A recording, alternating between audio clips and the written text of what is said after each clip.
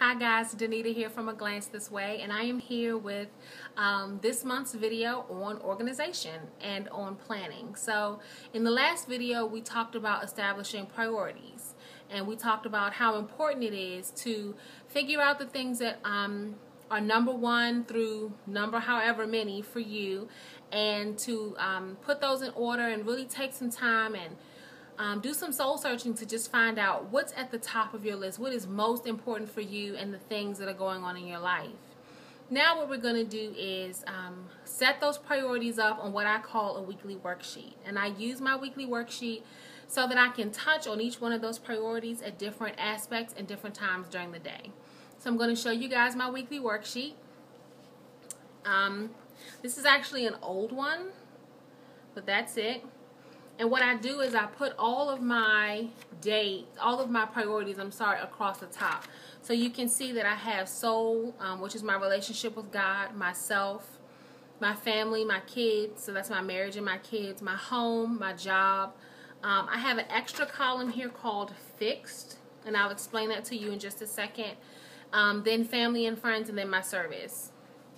So what I do is I put those across the top, and I have the days of the week down the side. I also have a focus for the week. So my most recent focus is consistent. It's really important to me.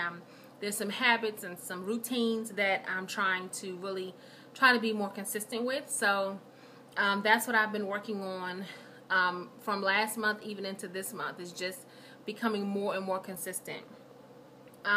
So I just plug in the things that I want to touch on for the week. It's very simple. The extra column called fixed is a column that I use for things that happen. They're just going to happen. There's no question, yes or no. Every Monday the kids have soccer or dance rehearsal or something like that. Whatever your absolutely, these things don't change throughout the week, put those in your fixed column. So once I have this filled out for myself, and I have everything on there from things I'm going to do for myself to things I'm going to do with the kids, my work, all of that is on there. Then I plug all that into a weekly time map. This is my weekly time map.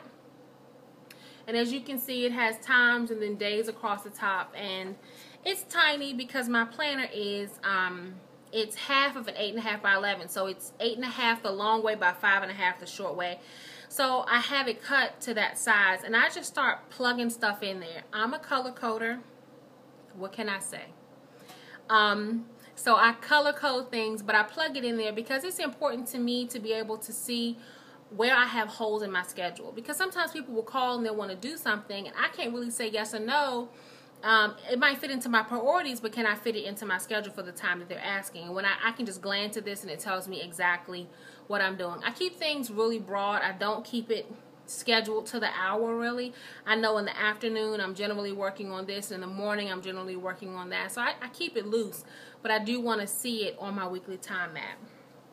I plug everything into my planner. So I have my priorities, my weekly worksheet, which I just showed you, in my planner, and then I have the weekly time map right across from it. So I'm going to show you guys my planner. I got it from Target. It's made by an organization called Green Room, which I love. I love their products. So this is my planner. There she is. It's 5.5 by 11.